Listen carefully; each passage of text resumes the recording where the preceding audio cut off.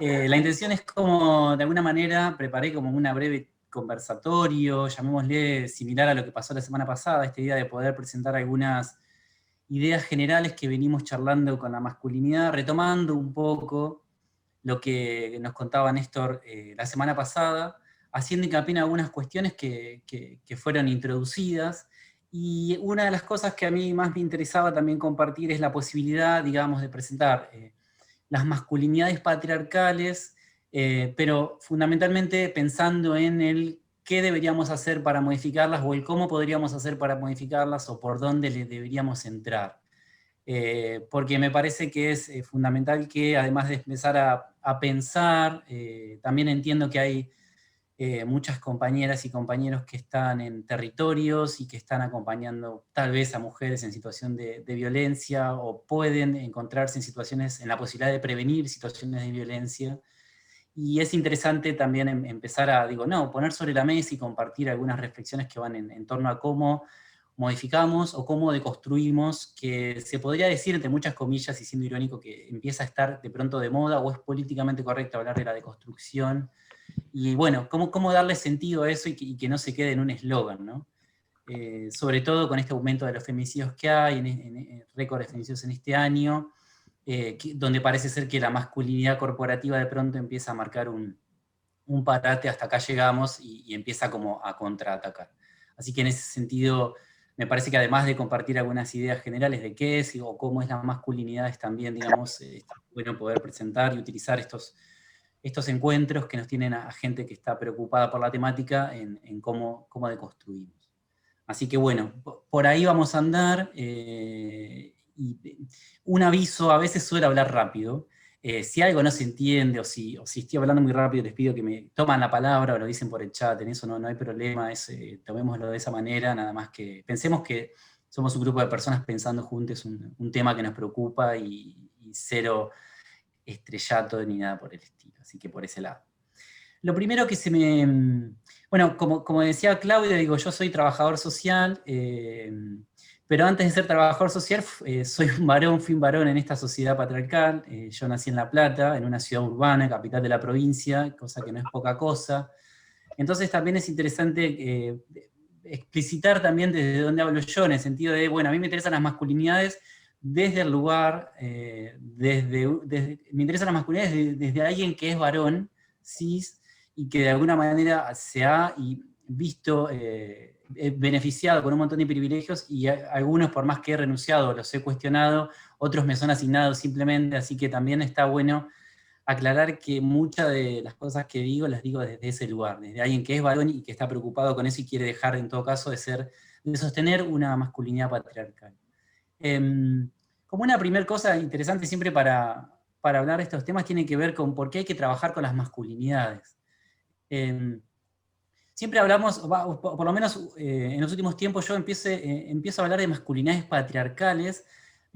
Hay como varias ideas y conceptos académicos que tienen que ver con llamarlo masculinidad hegemónica, o el mismo Néstor le llama masculinidad imperante.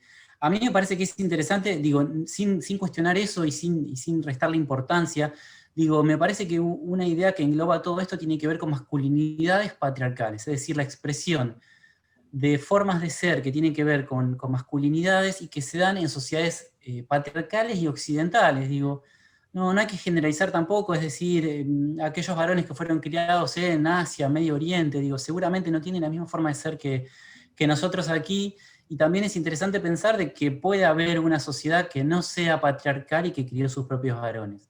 No tenemos experiencias desde los estudios de género de una sociedad que no sea patriarcal. Por lo tanto, digo, una primera forma de englobar esto de lo que hablamos tiene que ver con la idea de pensarlo como unas masculinidades patriarcales, porque nos permite abrir una puerta a cómo que podría haber unas masculinidades que no fueran patriarcales, digamos. Entonces ahí hay como una cosa para pensar así más filosóficamente, si se quiere, pero que es bastante rica el encuadre de esa lógica. Y hay otra cosa interesante para pensar, que se suele emparentar género con la idea de mujer. históricamente, digo, se ha pensado que género es mujer, ¿no? Y es incluso lo que les pasa a las mujeres, el problema que las mujeres atraviesan. Incluso fíjense hasta dónde había ese sentido naturalizado, en el sentido que parece que a las mujeres solamente le pasan cosas que son bajones, digamos, problemas, como si no hubiera placer en las mujeres, diversión en las mujeres, como si no hubiera disfrute en las mujeres. Entonces, digo, hay una primera situación que hay que romper, un sentido común que solimos reproducir. Incluso supongo que en sus organizaciones hay espacios de género, hay espacios, a veces se llama género y diversidades, diversidades y feminismo, feminismos y género, y estoy segurísimo, sin conocer ninguno de esos espacios, que está habitado muy mayoritariamente por mujeres, por mujeres básicamente, por sujetos que son mujeres. Habrá algún varón, seguramente son la minoría. Y entonces eso tiene que ver con la idea de que se ha arraigado, ¿sí?, desde un sentido común, que cuando hablamos de género parece ser que son cosas que atañen a las mujeres. En una charla, el año pasado, que tuve la suerte de asistir, Dora Barrancos, que es una referente fundamental, pionera en los estudios de feminismos y género, ella contaba algo así como que viene siguiendo esto desde hace muchos años, es una persona grande en edad, y viene contando, y ella contaba esta idea de que cuando esto surgió, ella lo pudo ver desde fines de los 60, se hablaba de estudios de la mujer, porque entonces era la forma de ponerle el nombre a la cosa, ¿no? Digo, es decir, un nombre que no molesta. Bueno, este grupo de locas, entre muchas comillas y hablando irónicamente, digo, se juntaban a pensar y a debatir cosas que le sucedían a las mujeres, porque era la forma en que les gestionaban la posibilidad de juntarse, la posibilidad de que existieran institucionalmente en algunos espacios, y que ella decía que ese avance, que fue también acompañado por la modificación propia de la sociedad, en algún momento pasó a ser estudios de género, porque entonces de alguna manera ahí ya involucraba lo relacional. Entonces ya no era solamente estudio de la mujer, era estudio de la mujer y género, estudios de género, campos de género. Porque género, cuando uno habla de género, no está hablando solamente de la mujer. Género involucra la situación relacional en una sociedad, en términos sociales siempre. Entonces, involucra a la mujer e involucra a los varones también. E involucra a las diversidades, por supuesto, ¿sí? Pero en ese primer momento, pero en un segundo momento, digo, bueno, era estudio de la mujer, digo, después fue estudio de género. Y ella contaba cómo estratégicamente ese colectivo de mujeres, digo, que iba pensando, iba tensando, iba esto de ir para adelante, ir para atrás, ir para adelante, ir para atrás, tensando a ver hasta dónde daba la soga, digo, bueno, iban resignificando todo el tiempo cómo se llamaban. Y dice, bueno, que hoy por hoy, o desde hace algunos años, ya están dadas las condiciones para, en algunos lugares más progres, ya empezar a hablar de estudios de feminismo. Entonces ya vamos por más, dice, ella decía, ¿no? Esta idea de, bueno, ya no es mujer, ya no es género, es feminismo. Entonces es lo que ellas querían, digamos, ¿no? El sistema político que va a cuestionar todas las formas de opresión, por lo menos las formas de opresión sociales. A mí me interesa quedarme en esta idea de que género es relacional. Entonces involucra esta idea que va entre la mujer y los varones, ¿sí? Entre las mujeres y los varones. Porque si uno piensa género y solamente lo piensa de la mujer, definitivamente está invisibilizando, solemos decir en la facultad, esta idea de que no mostramos, omitimos de mostrar una parte importante de ese recorrido, y que tiene que ver justamente con que hay un sujeto varón que se está quedando con algunos privilegios. Uno está omitiendo eso. Es como pensar pobres sin pensar ricos. Es como pensar que hay gente que no tiene nada sin ponerse a pensar que hay gente que tiene mucho, ¿sí? O como decía Mafalda, nadie hace una fortuna sin hacer harina a los demás.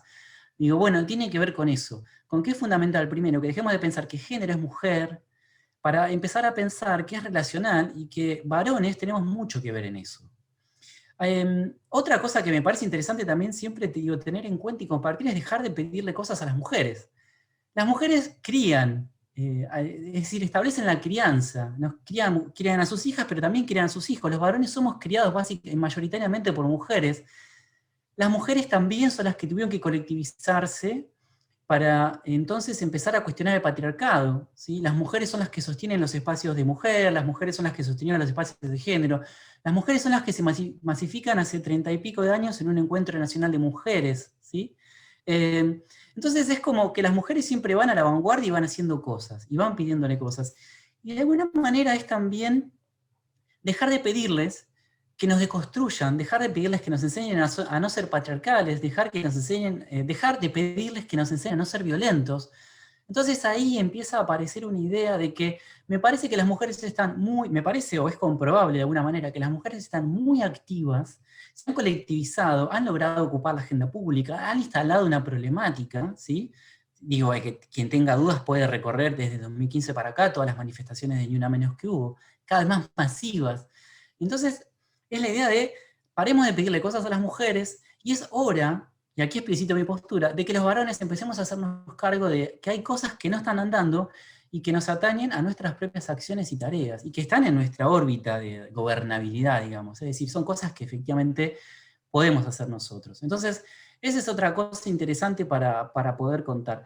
Y la otra que está pegado al anterior tiene que ver con esto de omitir las masculinidades. Si seguimos sosteniendo que género es mujer, y si seguimos sosteniendo que siempre hay que trabajar con las mujeres para que se empoderen, para que se organicen cada vez mejor, pero no hacemos nada con las masculinidades o con los varones que portamos en el sentido de portar, de que las llevamos con una mochila, las masculinidades, entonces nos estamos, me incluyo, invisibilizando. Es decir, queda que ahí no hay nada, hay una imagen difusa donde no se puede atacar, donde no se puede cuestionar nada, porque no aparece, no se muestra. Pero además el riesgo más grande es que puede quedar en el lugar de lo innato. En esta idea de que parece que la masculinidad es algo que surge de la nada, es natural, es biológica y no se puede modificar. Como si fuera el aire, un río, el agua, una montaña. Entonces eso es un problema, porque es hora de empezar a ponerle lupa a las masculinidades para empezar a ver cómo se forman, para empezar a ver por qué son así, y para también empezar a unar fuerzas y energías sobre cómo podemos hacerlas de otra manera, no patriarcales, de construirlas, trabajar con esas masculinidades, que es importante. Eso es por un lado. Por el otro lado, también me parecía interesante pensar que hay algunas características propias de las masculinidades occidentales contemporáneas. Las llamamos así en el sentido de que, bueno, son masculinidades que están formadas de este lado del mundo, ¿sí? Y que son de estos tiempos, básicamente, ¿no? De estos últimos años. Porque no siempre fueron así las masculinidades. Primero es la idea, para pensar así, primero es la idea de romper esta cosa de que se suele mezclar varón con hombre. Hay el lenguaje que también se está disputando bastante, esta idea del lenguaje inclusivo, tiene mucha carga androcentrista. Entonces omite a las mujeres, por ejemplo. Esto está comprobado por estudios lingüísticos. Y entonces la idea de hombre remite a la imagen universal del ser humano. Entonces es el típico ejemplo de la profe en el aula, en la primaria, que entonces dice, chicos, salgan al recreo, y salen los varones, las mujeres se quedan. Entonces le dice, no, bueno, pero vayan. Entonces las mujeres ahí se hacen cargo de que ellas también son chicos, y entonces salen al recreo, y que cuando la señora después dice, bueno, chicos, pueden ir a jugar a la pelota, y se paran las mujeres y dicen, no, ustedes son mujeres. Entonces es la idea de que es interesante dejar de pensar en hombres para pensar en varones. Fundamentalmente porque la idea de hombre, si hablamos de, bueno, los hombres, nos remite directamente a esa idea universal del ser humano que engloba todas las identidades posibles justamente de lo humano. Y sabemos que, bueno, como el ejemplo del fútbol y la profesora, eso es mentira de alguna manera porque omite algunas otras identidades. Ahí no quedan, cuando uno habla de hombre, no está nombrando mujer, la experiencia de ser mujer, no está nombrando la experiencia de la gente trans, no está nombrando la experiencia de la gente no binaria, que son nuevas experiencias identitarias. En definitiva, está hablando de un ser humano universal que parece ser que es igual en todos lados. Y no es igual en todos lados. Y entonces preferimos, o nos parece más adecuado, hablar de otra categoría que tiene que ver con la expresión de varón. La idea es que cuando hablamos de varones, ya estamos situando concretamente a un ser humano de carne y hueso, que seguramente tenga un genital de pene, que seguramente tenga algunas características, y ahí ya empiezan a jugar los estereotipos. Pero definitivamente la manera de cómo nombramos es importante. Y en este caso también es interesante empezar a nombrar, a reemplazar el término hombre, que es como genérico, por el de varón, que es como más situado, más acotado, más pequeño. Y entonces ahí en nuestra cabeza va a empezar a acotarse bastante el universo sobre el cual tenemos que trabajar. Entonces, eso es por un lado que parece interesante.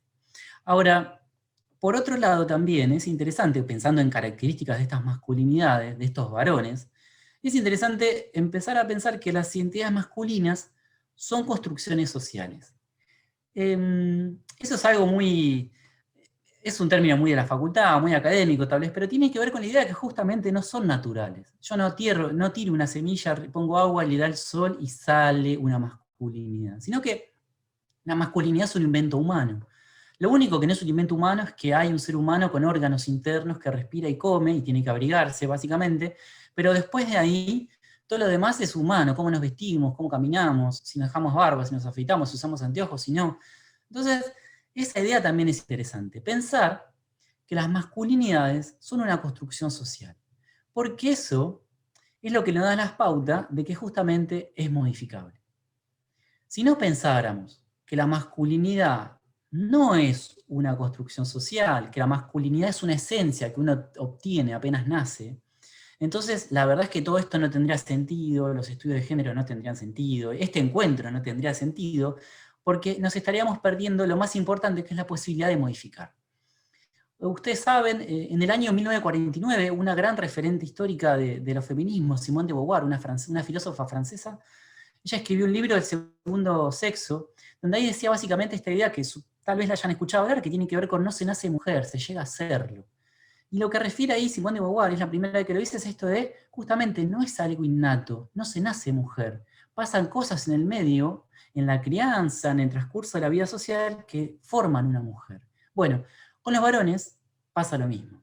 Los varones no nacemos en una esencia y nos manejamos de esa manera. No somos violentos por naturaleza, no actuamos de una manera por naturaleza, no somos racionales por naturaleza ni tenemos fuerza por naturaleza, sino que todo eso es una distribución desigual que surge a partir de un sistema que se llama patriarcado, básicamente, ¿no? Entonces, piensen que la idea de construcción social es tan pero tan particular y es tan potente en la masculinidad que incluso el hecho relevante que ubica el paso de una niña a una joven o una mujer adulta, podemos pensar, el paso de una niña o una adolescente a una mujer se conoce básicamente, por lo menos en nuestra sociedad, con el rito de la menstruación, que es un hecho meramente biológico. Eso sí que no es social. La menstruación, digo, es un hecho orgánico.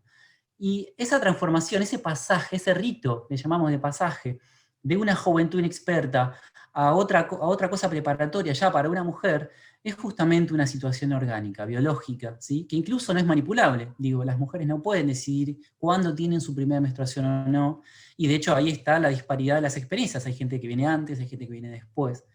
Pero fíjense que en el caso de los varones no es así. Para definir lo que hay en ese rito iniciático de lo que puede ser un joven, un niño inexperto, a un pase a un varón adulto, de aquel de antaño que antes usaba pantalón corto y luego le habilitaban usar pantalón largo, digo, no hay un hecho biológico. No es la barba, no es el pelo, no es, no hay algo ahí que surja innatamente que no pueda ser controlable. Eso es una explicación concreta según la cual se establece de que la masculinidad es una construcción social.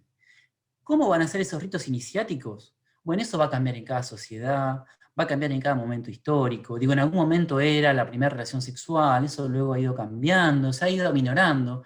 La verdad que no sabemos muy bien cuál puede ser ahora. Será cuestión de que cada quien en cada lugar que esté ubicando pueda llevarse esta pregunta diciendo, bueno, ¿cuál serán estos jóvenes de este barrio, de esta comunidad, de este pueblo, de esta ciudad?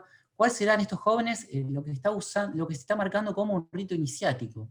Porque a veces esos ritos son un problema, porque suelen tener alta carga de violencia. Lo que lleva también a que esas personas que están volviéndose varones, adultos, ¿sí? Naturalicen la necesidad de violencias de una forma impune y de una forma innata, ¿sí? Tiene que ver con eso. Ahora, si hablamos de que es modificable, y si hablamos de que es una construcción social, digo, es fácil el ejercicio de ponerse a pensar, quienes son varones aquí en la sala, lo invito, digo, cómo han sido nuestros abuelos, cómo han sido nuestros padres luego, y cómo son, digo, quienes tienen pareja varón, cómo son esas parejas. Si uno hace un corte histórico, va a encontrar una fuerte diferencia en cómo eran nuestros abuelos, cómo era Gardel en aquella época, digo, y cómo son los varones hoy. Basta salir a la calle, con muchos cuidados, distanciamiento por la pandemia, pero basta ver a la gente moviendo, a los varones moviéndose en sociedad para darse cuenta de que definitivamente no hay compadritos caminando de costado en una esquina, hablando de coté, como hacía Gardel, y sin embargo, todas esas experiencias tienen algunas cosas en común.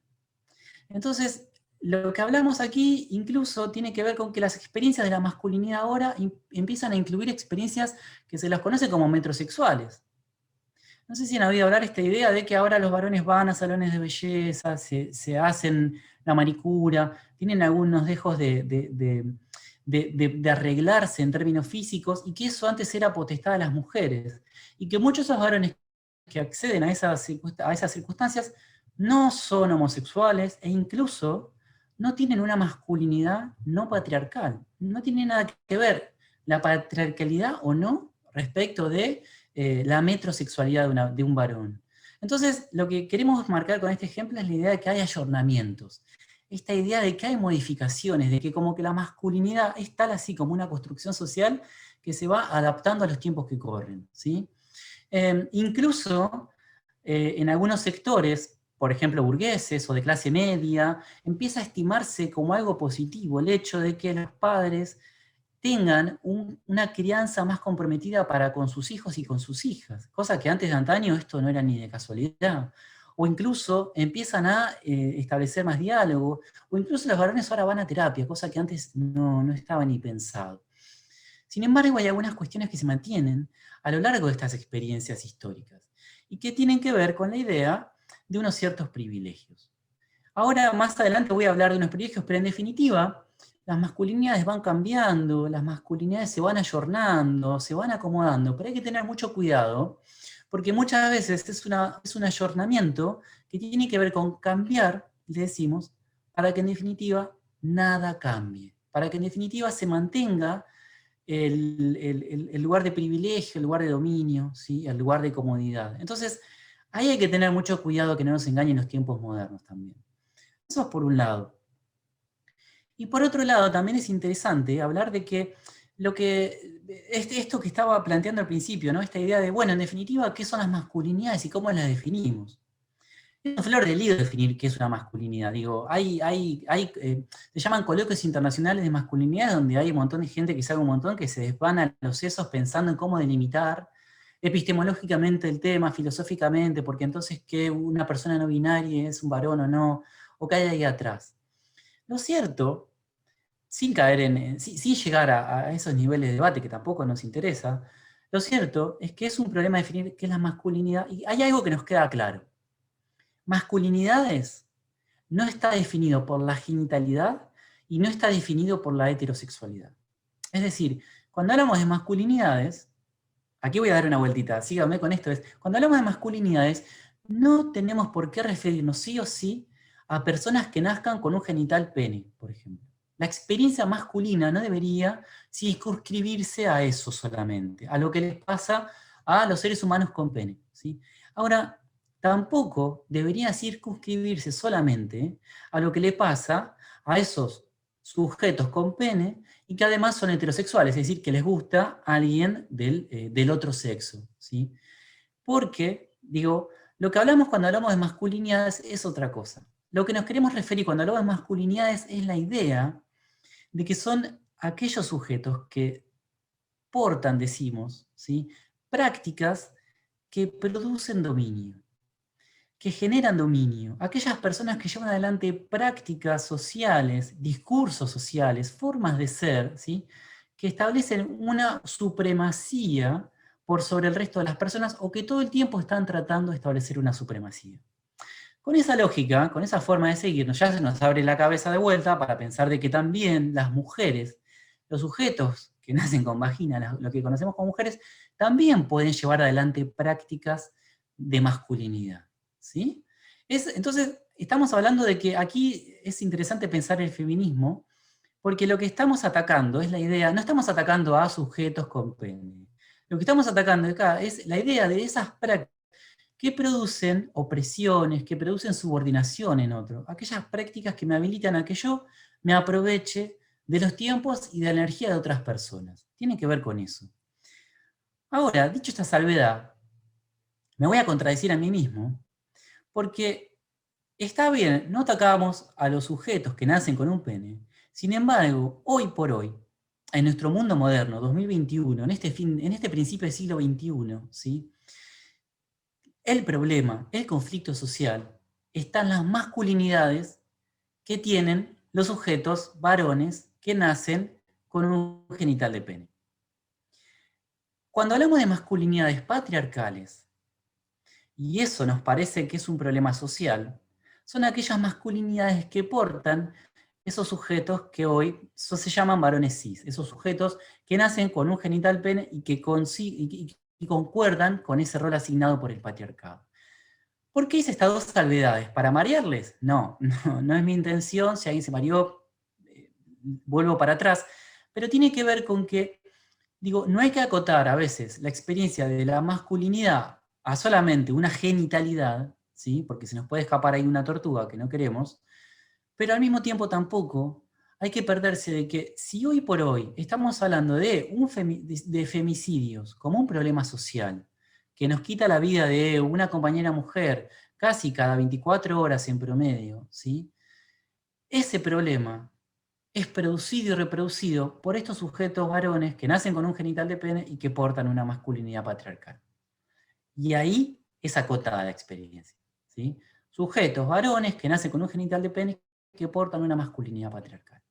Esas personas, ese grupo, esos seres humanos, ese grupo humano, son quienes de alguna manera deberían ser destinatarios de prácticas que promuevan la igualdad de género, que promuevan el feminismo, que promuevan de alguna manera la deconstrucción y que deberían ser destinatarios fundamentales o los primeros cuando estamos tratando de, en estos encuentros, por ejemplo, cuestionar qué son las masculinidades. Algo que recorría Néstor la semana pasada tiene que ver con esto de, en definitiva, varones son estos varones cis, héteros, con genital de pene, son los que matan más mujeres, son los mayoritariamente autores de femicidio, pero también son los que matan más varones. ¿Sí? Varones gays, varones heteros, compañeros. ¿Sí? Entonces, eso es lo que no nos tiene que... No tenemos que cerrarnos, pero al mismo tiempo no tenemos que tampoco caer en una trampa posmoderna. Eso es por un lado. Hace un ratito hablé de privilegios, ¿sí? Y cuando hablamos de privilegios, la masculinidad se ayorna, dijimos. La masculinidad va cambiando para que nada cambie. La masculinidad va a cambiar todo lo que ustedes quieran y se va a adaptar todo lo que ustedes quieran, pero siempre hay algo que se va a mantener, que son los privilegios. Y eso es lo que nos significa que ahí hay una masculinidad problemática. Y los privilegios tienen que ver con esto de, le decimos, expropiar recursos ajenos. Obtener el recurso ajeno para que yo tenga un tránsito agradable por una situación.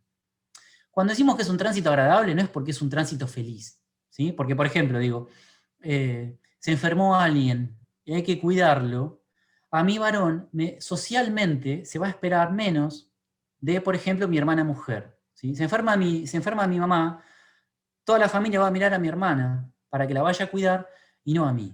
Entonces, cuando decimos un tránsito ameno por las situaciones, no refiere a la felicidad, porque es un bajón que se enferme tu vieja, digamos, ¿no? Tu madre.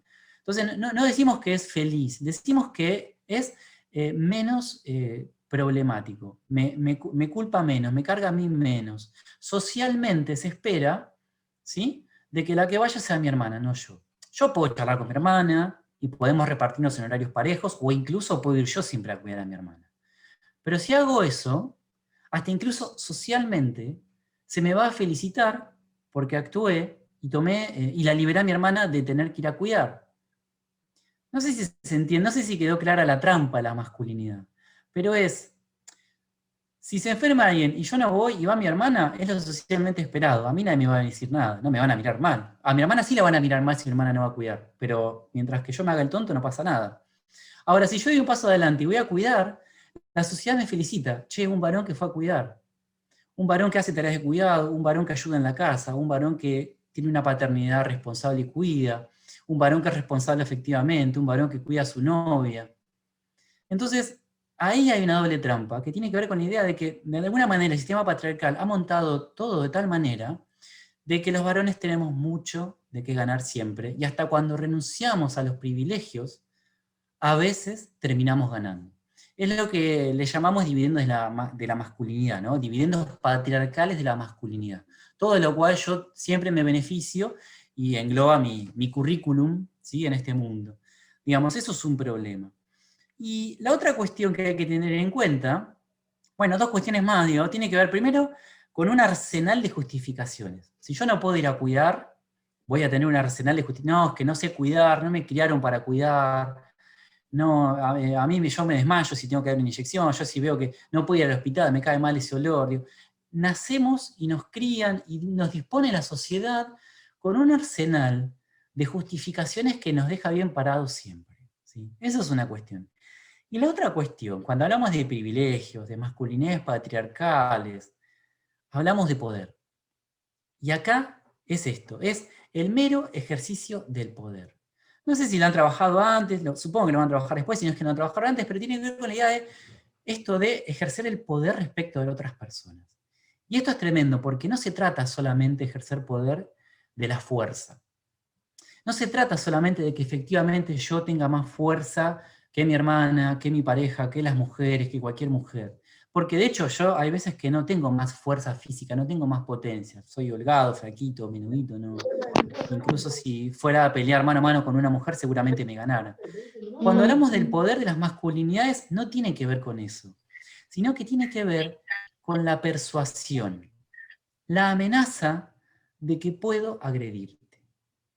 Eso es algo que mucha gente establece en los vínculos entre varones que tiene que ver con el mirarse mal. La mirada para la masculinidad es fundamental. Esta idea de mi mamá me gritaba, pero mi mamá me gritaba, pero mi papá me miraba. No decía nada y yo me callaba la boca. ¿No les pasó eso alguna vez? ¿No vivieron eso alguna vez? Tiene que ver con la idea de las miradas fieras de la masculinidad, sin hacer absolutamente nada. Y lo que está traduciendo detrás de esa mirada fiera es la idea de la amenaza, de la persuasión de que efectivamente puedo hacerte mucho daño. Podría, si quisiera, dañarte. Es lo que acabo de decir, puede ser que no tenga más fuerza, puede ser que si me trence a pelea, digo, incluso pierda, pero hay algo ahí que es fundamental y que tiene que ver con la persuasión, que opera entre propios varones, ¿sí? Siempre va a haber un varón que mire más mal que otro varón y es el que va a ganar esa batalla, y cuando eso no sucede es que sucede, que se llega al enfrentamiento físico, pero sucede fuertemente con la relación entre los varones y las mujeres, ¿sí? La idea de la amenaza persuasiva respecto del daño que puedo llegar a ocasionarte. Fíjese cuántos condicionantes, ¿no? La persuasión de lo que yo podría llegar a ocasionarte en algún momento, si yo quisiera, todo eso está detrás de una mirada. Y funciona. Digo, funciona plenamente porque le otorga a ese varón un lugar de supremacía a partir de esa suposición, ¿sí? Entonces, eso también es otro eje, otra cosa importante, otro mojón importante que no se nos tiene que perder cuando hablamos de características de masculinidades patriarcales. Más o menos para redondear esta parte y para ya ir avanzando un poco y ir cerrando la segunda parte, pero tiene que ver con esto de, en definitiva, cuando hablamos de masculinidades, las masculinidades que nos dan problema hoy, por lo menos en la provincia de Buenos Aires, en Argentina, 2021, son aquellas que están establecidas por sujeto, genital, pene, y que establecen masculinidades patriarcales, son aquellas que tienen un ejercicio pleno del poder, son aquellas que tienen privilegios y se rehúsan a cuestionarlos, a abandonarlos, a cederlos, a compartirlos, ¿sí? Son ese el tipo de masculinidades problemáticas. Esas son las masculinidades patriarcales a las cuales le llamamos.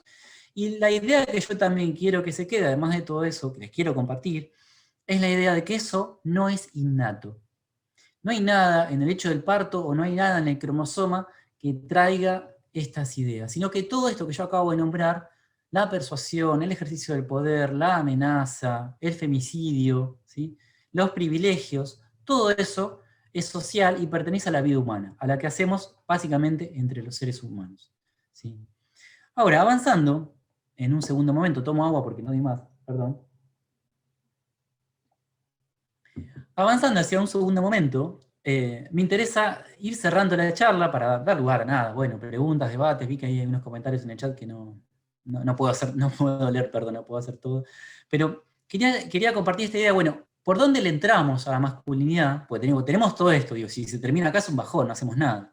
Entonces digo, bueno, a ver, compartamos ideas de cómo, por dónde entrarle a la masculinidad, y aparte compartamos ideas de cómo deconstruimos la masculinidad, ¿no? Entonces eso parece interesante. Por lo menos es lo más nuevo, por lo menos es lo que estamos todo el tiempo reviendo y pensando, porque no hay una receta, todavía no tenemos una receta concreta. Primero tiene que ver con la idea de que estas masculinidades patriarcales, a través de unos privilegios también, conlleva indirectamente unos costos. Siempre cuando hablamos de masculinidades patriarcales hablamos de este par, que van juntos, ¿no? Es como blanco o negro, bueno o malo. Tiene que ver con esto de que hay privilegios y hay costos. Costo se refiere a la idea de que porque yo hago algo, ese algo me está cobrando algo aparte a mí, si no es gratis. ¿Sí? Algo de esto trabajaban y conversaban la semana pasada con Néstor, esta idea de los costos de la masculinidad significa para esos propios varones que la aportan, que la llevan adelante, una baja calidad de vida. Son quienes más se mueren en accidentes, son quienes más se suicidan, son quienes tienen menos apego por las prácticas de cuidado, son los que abandonan la escuela y tienen baja tasa de egreso escolar, son los que más expuestos están a padecimientos, más padecimientos psíquicos y que no piden ayuda, ¿sí? En definitiva, todo ese grupo de situaciones tiene que ver con costos, ¿sí? Que son propios de estas personas. Y tiene que ver con esto de básicamente no poder pedir ayuda, y tiene que ver básicamente con no poder renunciar a todos estos mandatos patriarcales según los cuales los varones siempre tienen que estar listos, los varones siempre tienen que ser los racionales, varones son quienes no se quiebran, varones son quienes no lloran, varones son quienes no disfrutan, varones son quienes no ríen, varones son quienes no comparten sensaciones ni sentimientos, no hablan de lo que les pasa, no hacen catarsis, ¿sí? E incluso todas esas cuestiones a veces, algo que hablaban la semana pasada, las pueden catalizar a través del alto consumo de alcohol, del alto consumo de tabaco, de prácticas inadecuadas a la hora de manejar algún vehículo, autos sin cinturón de seguridad, o altas velocidades, o motos sin casco, altas velocidades y sin tipo de cuidados. Entonces, sostener esa idea conlleva estos costos, ¿sí? Costos, le decimos, que son invisibles para los propios varones, porque varones no conectan este número de, che, ¿no será que estoy tomando mucho alcohol porque en realidad lo que quiero es hablar de algo que me está molestando en mi cabeza y yo lo estoy reprimiendo por medio de una borrachera?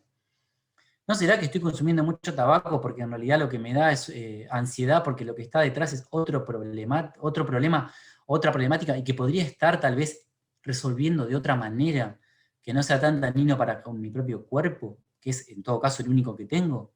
¿Sí? Entonces, tiene que ver con esa idea. Varones no pueden ver eso, no conectan esta idea, no conectan en su mayoría. Ahora, lo interesante es que ahí no hay inocencia. En todo caso, le llamamos que hay enajenación de los costos patriarcales. Enajenación significa esto de yo lo tengo delante de mis narices y no lo estoy viendo, estoy tan enajenado. Era algo de lo cual hablaba, no sé si alguna vez han leído a Marx, cuando hablaba de la enajenación de los obreros en el sistema productivo. Entonces decía, bueno, los tipos se pasan 18 horas por día en la fábrica, entonces están enajenados, se dan cuenta que ellos están laburando como perros para que el patrón se lleve la plata. Tiene que ver con esto. Enajenación remite a eso. Los varones no se dan cuenta de que están laburando como perros y están exponiéndose a calidades de vida bajísimas, ¿sí? Para sostener un patriarcado que se supone que les da un cúmulo, unos pocos privilegios, pero que parece que si se dieran cuenta de que esos privilegios no son gratis, y habría que pensarlo bien, ¿sí? Habría que pensarlo bien cuán privilegiados son. Eso es por un lado, pero otra cosa que dije hace un rato es esto de esa enajenación no es inocente. La enajenación tiene que ver con que si yo renuncio a mis privilegios, me ubico en un posible destinatario del impacto negativo de la masculinidad patriarcal. Si yo lloro, si yo cuento mis sentimientos, me vuelvo objeto de burla de pares, de mis propios pares masculinos varones.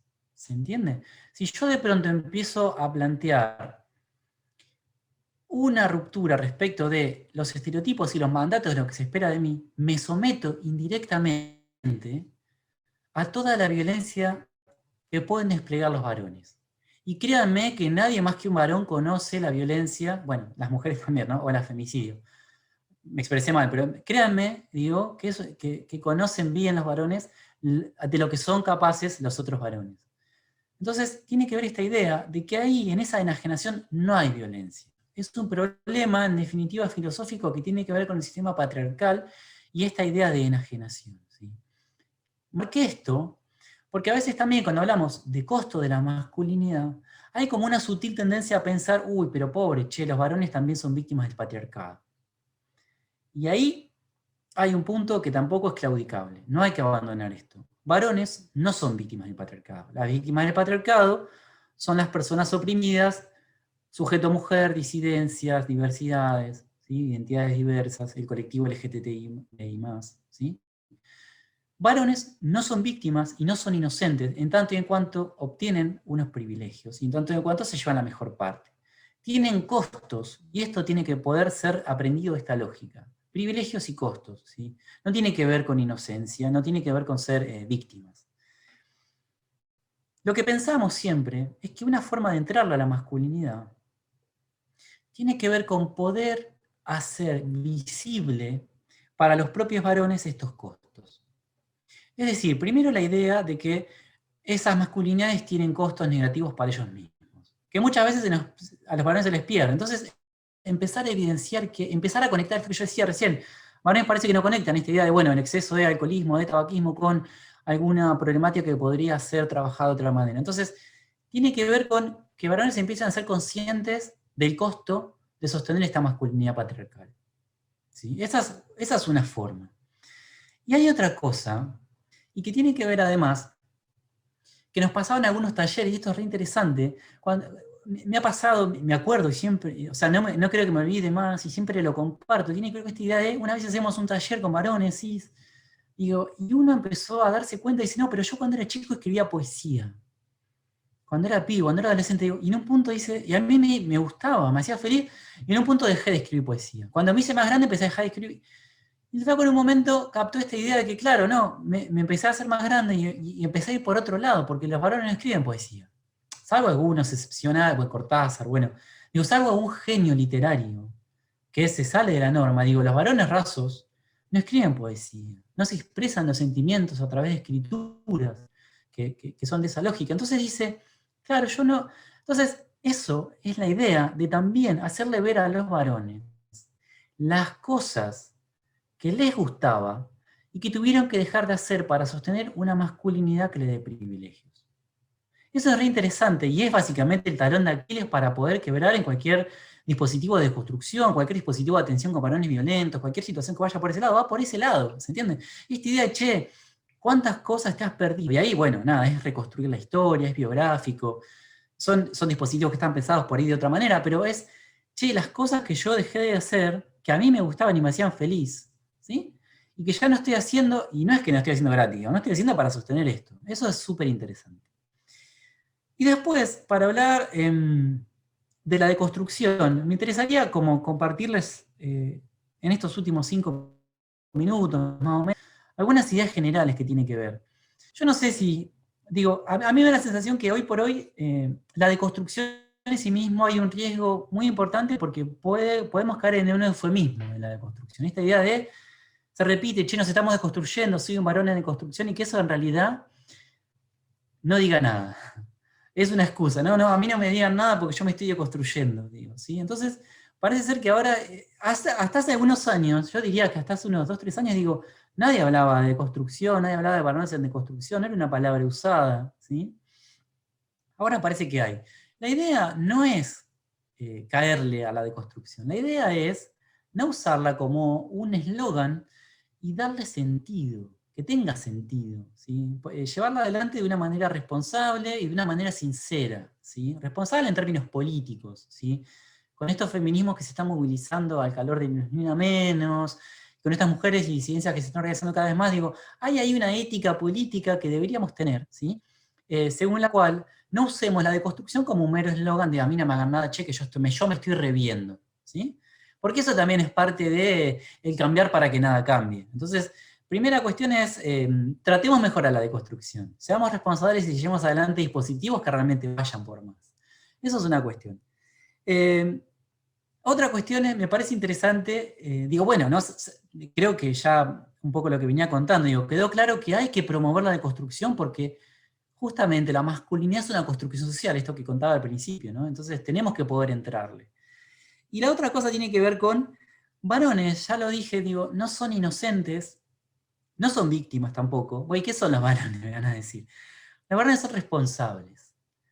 Cuando trabajamos en dispositivos de construcción y cuando promovemos, cuando queremos empujar esto, tenemos que encarar esa lógica no por un nene malo, sino por un nene responsable, no por un varón malo, sucio y te golpeo, sino los varones somos responsables de sostener el sistema patriarcal a través de masculinidades patriarcales. ¿Sí? Los varones, la palabra que nos cabe, el lugar que nos cabe es el de responsabilidad, que no es ni inocencia y no es el de víctima. Si yo me tomo como inocente, che, me criaron así, yo qué quieres que haga, no tengo nada que ver, soy inocente. Yo nací en un mundo que ya era así, yo nací acá y el patriarcado ya estaba. ¿Sí? Eso me lleva a un lugar inocente y me lleva a un lugar donde no hay modificaciones posibles, ni para el resto, ni para mí, ni para nada. Si yo me voy por el otro lado, che, los costos de la masculinidad, chicas, paren un poco, para mí también esto me golpea, me pongo en el lugar de víctima también, ¿sí? Y me pongo en el lugar cuasi hasta del problema de es posible ser objeto de muerte por otro compañero varón, entonces casi que sería tan grave mi situación como la de un femicidio. ¿Sí? Entonces, eso tampoco mejora nada, no modifica nada, no es ahí. La figura con la cual tenemos que trabajar, que promover dispositivos, es esta idea de estar pensando de construcciones que ubiquen a los varones en el lugar de responsabilidad. ¿Sí? Esto de que vos estás haciendo tiene estos privilegios, tiene estos problemas y genera estos problemas. Porque siempre hablamos de que lo que se trata es que los varones dejen de sostener. ¿Vieron? Desde el lado de los feminismos, del lado de las mujeres, de la disidencia, se habla de lo vamos a tirar, por la idea de vamos a tirar el patriarcado. Bueno, utilizando esa figura, a los varones lo que nos cabe es la idea de dejar de sostenerlo. Entonces va por ese lado. Ser responsables en las tareas cotidianas, en las prácticas sociales y en los discursos sociales, dejar de sostener ese patriarcado. Y eso, vuelvo a insistir, es la idea de responsabilidad. ¿Sí?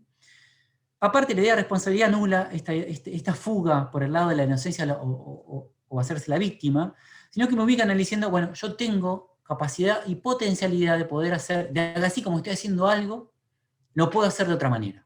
¿Sí? Eso es por otro lado, eso es por un lado, perdón. Y para ir cerrando la idea, quería traer dos cosas más, y ya me callo un poco para darle lugar a que hablen ustedes y a compartir, nada, si no esto no sería conversatorio, como dijo Néstor la semana pasada. Tiene que ver con dos cuestiones que son un poco polémicas, y que tiene que ver primero lo punitivo, no resuelve mucho la cosa. Cuando hablamos de lo punitivo nos referimos a esta idea de la pena expulsiva, carcelable, donde de alguna manera culpabiliza. La idea es polémica y se está debatiendo, no está saldada, pero si pensamos de que las masculinidades se construyen, y si pensamos de que las masculinidades entonces en este mundo hoy se construyeron de tal manera, y de esa manera que se construyeron son un problema, bueno, no hay nada que nos impida pensar de que entonces las masculinidades podrían ser de otra manera que no generen problemas. O que por lo menos no tengan privilegios, o que por lo menos no produzcan femicidios. Entonces, nos parece que lo punitivo, ahí en ese sentido, no resuelve mucho la cosa, porque si algo se construye, puede ser construido de otra manera, eso es por un lado, y por el otro lado, algunas actitudes punitivas en términos de expulsar varones de ciertos espacios, promover de por sí que vayan presos. Y cuando digo que vayan presos lo estoy hablando en la idea metafórica, no me estoy refiriendo a que solamente entre a una unidad penitenciaria. Me estoy diciendo también lo que tiene que ver la pena social. Todas esas actitudes respecto a la masculinidad definitivamente no promueven la deconstrucción, sino que lo que promueven es un separatismo, si se quiere, es decir, me quito esta persona que hizo algo, me lo quito de encima, me lo expulso, lo llevo a otro lado, en el otro lado digo, bueno, se va a arreglar con no sé quién, pero yo me saqué el problema de encima. Y ahí eso tampoco es deconstrucción, eso es expulsión, y ahí no hay mucho para trabajar. Entonces eso también es interesante. Una advertencia, obviamente, tampoco caigamos en la posmodernidad de pensar, ¿sí?, de que digo, hay gravedades y gravedades. Yo no estoy diciendo de que esto aplique a un femicida o a un posible femicida o a un varón que ejerció amenazas de muerte, ¿sí? No me refiero a eso. Me refiero a otro tipo de problemáticas que derivan de las masculinidades patriarcales que todavía pueden ser trabajadas en el ámbito de la sociedad civil, en el ámbito de los grupos que estamos aquí reunidos, ¿sí? En el ámbito de comunidades, colectivos, agrupaciones, ONGs y diferentes formas de grupo que ustedes quieran llamarle, con las cuales estamos laburando básicamente en el cotidiano con otros compañeros que nos están haciendo mucha pregunta. Lo otro que da mano de la justicia no aplica a lo que yo acabo de decir. Pero tiene que ver con la idea de abandonar un poco lo punitivo, porque sacarme el problema de encima no deconstruye, no modifica y en realidad lo ubica el problema en otro lado. Será un problema para otra cuestión. Y ahí digo, bueno, está bueno ponerse a pensar qué podemos hacer desde otro lugar. Y por último, también es importante pensar, y aquí ya voy cerrando, en la idea de lo reparatorio. Siempre que hablamos de masculinidades problemáticas, está bueno ponerse a ver cuál es el grado, cuál es la gravedad, cuál es la intensidad del problema que generó esa masculinidad. Y es interesante que nos pongamos a pensar con las compañeras más que en empoderar mujeres, que las mujeres yo creo que ya bastante, por lo menos la gran mayoría ya están bastante empoderadas y saben a dónde pueden acudir. Yo hablaría de qué podemos volverle en términos reparatorios a esas mujeres respecto del daño que han sufrido. Que me parece que es diferente, porque es como hacerse cargo y asumir de que esas mujeres fueron ubicadas en un lugar de violencia. No son víctimas siempre. Ustedes saben que hablar de víctima es como ubicar a una persona en lugar de víctima siempre. Entonces, esas personas que sufrieron una situación de violencia, ¿sí? Bueno, también hacerse cargo y decirles, bueno, ¿qué es lo que reparatoriamente puedo hacer para que vos te sientas que esa situación tan desagradable que tuviste que transitar pueda ser resarcida? Y ahí es abrir un diálogo. Bueno, perdón, me extendí un poco del tiempo, nada más por aquí. Bueno, no sé, abrimos lugares. Yo te escuchaba atentamente, me encanta escucharte, y me preguntaba, a ver si podemos desentrañar un poco y discutir esto, ¿no? Las masculinidades son patriarcales, porque vivimos en un sistema que es patriarcal y esencialmente, mayoritariamente, los varones son patriarcales. Ahora bien, ser un varón patriarcal no significa ser un femicida. No, claro. Ser un varón patriarcal no significa ejercer violencia física y psicológica sobre las mujeres, ¿no es cierto? Más allá de que un varón patriarcal no tiene nada que ver con un varón deconstruido. Pero digo, dice Ana María Fernández que la hostilidad, el temor, el rechazo a la diferencia por sí solo no conduce al odio al otro, a la subordinación y discriminación al otro, al maltrato y a la violencia a la otredad. ¿Por qué lo diferente se convierte en inferior y subordinado? Bueno, porque pueden hacerlo, porque hay todo un sistema de impunidades que garantizan esas subordinaciones y esas opresiones. Eso en líneas generales. Ahora, ¿qué pasa en un varón patriarcal, común y silvestre, que pega un salto hacia digo, no es anecdótico que un varón patriarcal mate a una mujer. Digo, no cualquier varón mata. Porque si estuviera como el huevo de la serpiente, ya implícito en ello, un potencial asesino, estaríamos en un problema gravísimo. Digo, ¿qué pasa que da lugar, que estas formas de socialización dan lugar a los femicidios? ¿Qué pasa en las cabezas de esos varones particulares? ¿Qué dislocamientos, ¿no?, se pueden haber producido? Sí, yo no soy psicólogo, no me gustaría meterme, digo, por ahí hay una colega psicóloga en la sala, digo, tal vez quiera también compartir sensaciones. No me voy a meter en ciencia ajena, que no quiero generar el conflicto, pero... en base al recorrido, ¿no?, sí, que han hecho ustedes con los pero grupos. sí, pero A ver, estos sistemas de impunidad que vos justamente decías, digo, y podemos pensarlo como un sistema de opresión que es patriarcal, que es capital, que es capitalista y que es colonial, es esta idea de todo el tiempo ver la diferencia y la otredad como algo según lo cual yo puedo, digo, quien tiene el poder puede disponer de ese algo. Y este llegar a disponer es de obtener unos privilegios, es decir, esto que yo digo, la expropiación de la energía ajena. Che, haceme de comer. Che, anda a cuidar a los chicos. Che, anda a cambiar vos de pañal. Che, no, yo no voy a lo de tal. Eso. Y también puede disponer de la propia vida. Y tiene que ver con que generalmente, digo, no hay, hay una pequeña escalada de violencia en el femicidio. Es decir, ningún varón en la... No tengo un estudio tan finito, digo, pero es bastante complejo que un varón en la primera cita que conoce a una mujer la mate. No, sería muy raro. Generalmente son exparejas o parejas o tenían algún tipo de relación previa, y eso lo que indica es que hay como una escalada de violencia donde de alguna manera quien luego va a ser víctima de femicidio le dijo que no, o le mostró algún tipo de respuesta no esperada a ese varón. Y en esta lógica de yo hago lo que quiero porque todo me pertenece, ¿sí? Entonces en esta lógica es como la mujer que va diciendo, el varón que se va encontrando con un no por parte de esa mujer, bueno, va escalando, va escalando, va escalando. Puede que llegue la amenaza de muerte, puede que llegue el golpe y puede que llegue el femicidio. Y tiene que ver con esto de, tengo que hacerte dócil, porque vos me perteneces.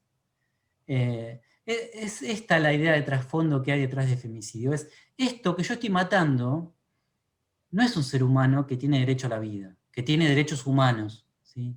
No es en todo caso no es otro ser como yo.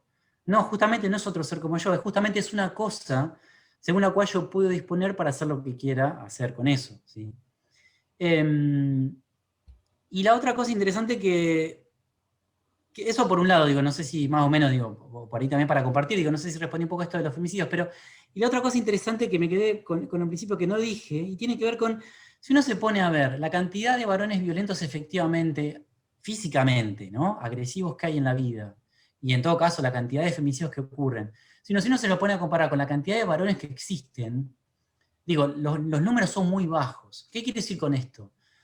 La masculinidad, que es lo que yo hoy decía con esta idea de la persuasión, no se mantiene en base a agresiones violentas, se mantiene en base justamente a todo un ejército, muchas comillas, de varones que sostienen esa masculinidad cotidianamente desde lugares sutiles.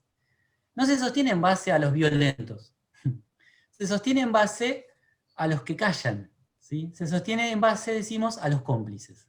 Que es esta idea que por eso yo traía por ahí esta cuestión militante que surge, esta idea de dejar de sostener el patriarcado, que tiene que ver con esto, digo, la deconstrucción de la masculinidad a veces no es para pensarla con varones tan directamente, que están tan cercanos al nivel de violencia física y femicidas, sino que también, digo, hay un alto ejército posible con el cual poder laburar, que tiene un impacto más directo en dejar de reproducir esta masculinidad patriarcal problemática, que tiene que ver con esto, ¿no? No hay mucha gente, digo, hay mucho varón llano y raso que uno diría, che, la verdad que no estás desconstruido y la verdad que no sos violento. Y en ese medio, ¿qué hay? Una complicidad. Porque en definitiva ese varón se está llevando unos privilegios. Puede salir a caminar a la noche tranquilo sin correr riesgo de que lo roben, sin correr riesgo de ser víctima de femicidio, puede acodarse en una barra de un bar y que nadie lo moleste. Esos son otros tipos de privilegios que también llamamos, ¿no? Eso también es un privilegio. Puede ir a estudiar si quiere, no da cuenta del dinero. Entonces digo, la masculinidad está sostenida, no por femicidas, la masculinidad está sostenida por varones cómplices, que no son violentos y que son totalmente anónimos. Eso sería ahí también algo para tener en cuenta muy interesante. No sé si, bueno, nada, me fui por ahí de vuelta por las nubes, pero... Perfecto. Bueno, no sé si alguien tiene alguna pregunta para hacer. Está Marisa González con la mano levantada, luego Marcela Nürberg, Eve Recalde y Constanza Pereda, en ese orden. Marisa González. Sí. Ah, Diana Fala. Bueno, vamos con Marisa. ¿Tiene la mano levantada o me pareció a mí? Bueno, Marcela Nuremberg. Nürnberg. Buenas.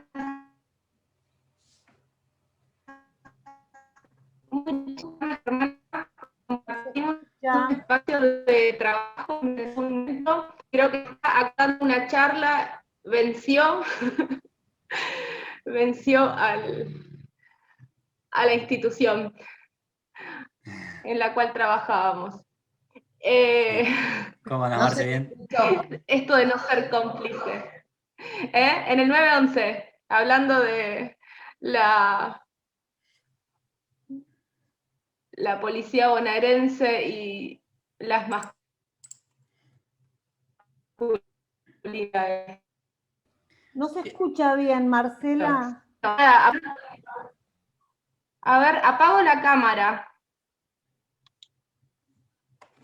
Tengo mala señal, capaz que si apago la cámara se me escucha mejor.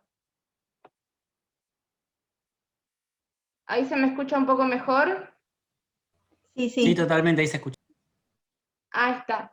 Bueno, primero agradecer porque me aclaró un montón y me da un montón de herramientas para mi trabajo esta charla. Y quería preguntarle a Germán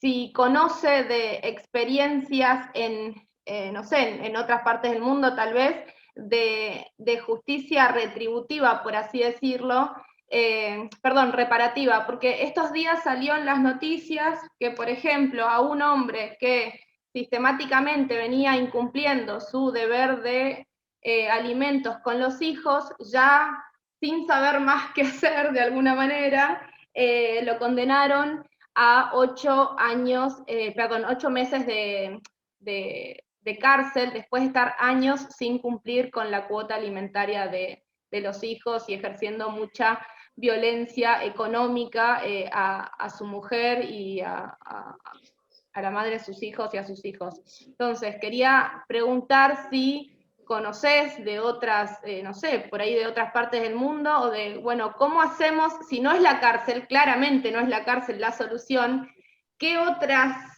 herramientas, qué otras maneras se podría usar para no recurrir a la cárcel, a sacarse el problema de encima? ¿Qué hacemos? Sí, yo la verdad que no tengo datos, no opinión diría. No tengo, Marce, datos de otros lugares del mundo. Estas ideas las trabajamos a partir de una experiencia colombiana, justamente desde una perspectiva de derechos humanos. Lo que se puede pensar en nuestro país con la experiencia después del nunca más, ¿sí? Sin embargo, digo, cuando te escuchaba, digo, lo primero que me vino a la mente, digo, si hay que buscar una respuesta a eso, me parece que es la reforma judicial feminista, que es algo que está en boga prácticamente y que está complejo. Yo entiendo, ¿no? Hasta que, bueno, sucede una reforma judicial, punto. Y hasta que esa reforma judicial sea feminista, digo, hay que ver si la vemos. Por lo menos nosotros. Ojalá que sí, ojalá que sea el año que viene, ojalá que sea este mismo año, entiendo que está en agenda ahí política.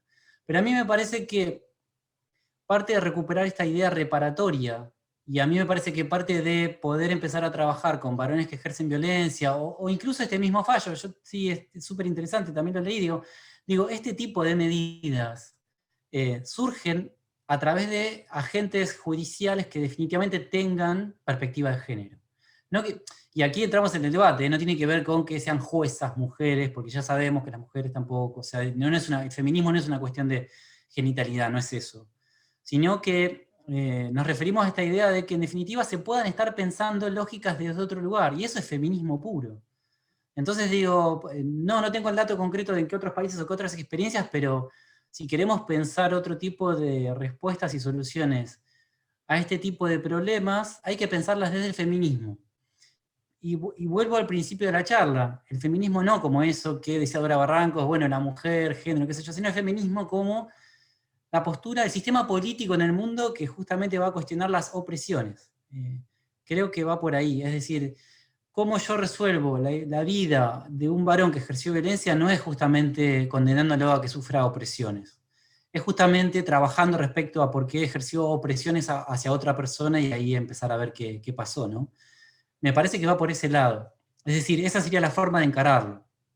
Una pista, ¿no? Tampoco tengo la bola mágica, pero yo creo que va por ese lado, por empezar a pensar desde una perspectiva feminista, el sistema judicial, nuestras propias agrupaciones, nuestros propios colectivos, nuestras propias, digamos, instituciones sociales. Digo, las instituciones sociales, cuando hablamos de eso, no hablamos solamente del Ministerio de las Mujeres, el edificio de ladrillo, ¿no? No es el edificio solamente, es también la institución familia, la institución paternidad, la institución pareja, la institución crianza, es decir, todo lo que hacemos tiene que estar visto desde esa lógica. Tenemos que empezar, no digo que sea la noche a la mañana, digo, ¿no? Pero el horizonte me parece que es ese. Empezar a cuestionarnos cómo somos pareja, cómo somos padres, cómo somos hijos. Va por ese lado, me parece. Digo, empezar a tirar de ese hilo. Yo creo que va por ahí. El fallo a mí me pareció magnífico. Si no lo leyeron, googleen, que esto es muy fácil, digo, mañana mismo, porque está muy bueno, es muy loco eso que pasó. Es como cortar la cadena de impunidad en un punto, ¿no? Va por ahí. Gracias. Buenísimo. Gracias. Eve Recalde. Hola, hola a todas, hola Germán, hola compañeros. Cuando comenzaste la charla, Germán, hablabas del uso de las palabras, los términos, la importancia, y que con lo del género tiene que ver lo relacional. Y hoy por hoy, en muchos lugares, se está incluyendo el término género para reemplazar el de mujer. Por ejemplo, en mi municipio, a la Secretaría de Mujeres y Diversidades se les va a cambiar el nombre y se le va a poner géneros y diversidades. A mí, en lo particular, me molesta, no estoy para nada de acuerdo, porque en lo relacional va a incluir a ese varón lleno de privilegios, nos va a quitar, después de tanta lucha, ese lugar que teníamos para precisamente se vea la desigualdad en lo relacional, y otra vez vamos a tener que trabajar desde adentro, desde nuestra propia secretaría, pelear por los derechos que tendría que estar peleando la secretaría, ¿se entiende? Entonces me parece que cuando trabajamos los términos, tenemos que ser muy puntuales en qué, ¿no? Ya para mí ya era abarcativo cuando es de las mujeres y las diversidades, y me parecería genial que se armara en el municipio una secretaría de masculinidades, donde se trabajen precisamente todas estas cuestiones. No sé, ¿vos qué pensás? Bueno, ustedes saben, dentro del Ministerio de las Mujeres de Provincia, por ejemplo, hay una Dirección Provincial de Masculinidades, es decir, empieza a existir, del tema de pronto se empezó a hablar y celebramos con mucho gusto que empiecen a existir algunas experiencias formales, donde justamente esto que estás diciendo, ¿no? Empiecen a existir espacios concretos para masculinidades. Siendo que notoriamente no tienen el mismo tratamiento aparte, es decir, yo no voy a trabajar las mismas cosas con grupo de diversidades o grupo de mujeres que con grupo de varones o grupos de masculinidades. Entonces, digo, es re interesante. No me voy a meter en el lío del organigrama, es decir, uno podría pensar, bueno, dirección de género o subsecretaría de género y ahí que tenga feminismos y diversidades y masculinidades. Bueno, nada, no soy quien yo para, y encima no tengo esa lógica. Lo que digo es Yo que siento que otra vez nos arrebatan lo claro, conseguido. Eso es lo que siento, que sí. peleamos muchísimo para que en el distrito, tanto en el distrito como para que hoy haya también un Ministerio de la Mujer en la provincia, en la nación, y otra vez me invisibilizan. Hay como un contramano a lo que está haciendo Nación y Provincia, claro. Y yo me siento invisibilizada otra vez y digo, no, la pucha, no pasa por ahí. No es dejar afuera, no construir con el hombre, ¿sí? Pero el espacio que es propiamente para el cuidado de esa situación desigual en lo relacional, no me los incluya porque todavía no pateamos nada del patriarcado, no se desconstruyeron nada y voy a tener adentro una pelea que ya nos viene costando mucho, siglos. Sí, Entonces, sí. justo Sí, a veces, sí. a veces, porque los términos determinan, y los nombres son términos, y te determinan. Sí, sí. Sí, comparto con vos. No es una idea mía, es lo que decía Dora en eso. Digo, es decir, es Listo, como en que a mi veces hay que municipio buscarle la estrategia. Teodora. No, no. Pero a veces hay que buscarle la estrategia para poder entrar y estar. Sí, eso también es importante. Ahora vieron que está en auge la ley Micaela, que se estaban tratando de aplicar efectivamente en todos los poderes del Estado. Digo, bueno, es interesante también ahí que haya gente que se capacite también. Por lo menos, no para que adquiera, ahí también hay que ser muy estratégicos, digamos. Tal vez no se trata de que la misma, tal vez se trata de pretender de que todo el mundo asuma una postura feminista, sino que por lo menos no obture.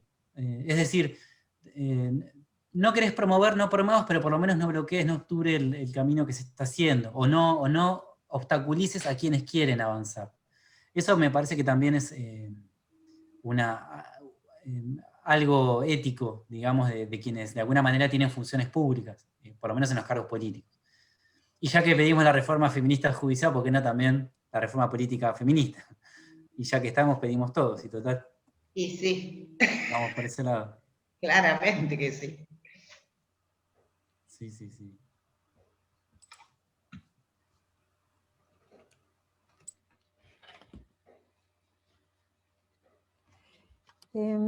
Estaba por ahí Constanza Pereda.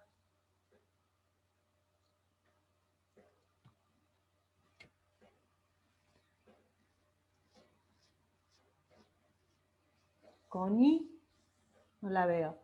Bueno, entonces Diana Falatovich. Hola, no sé si me escuchan bien.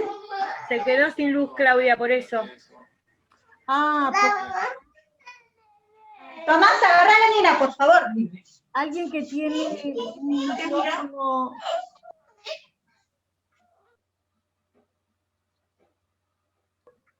Hola.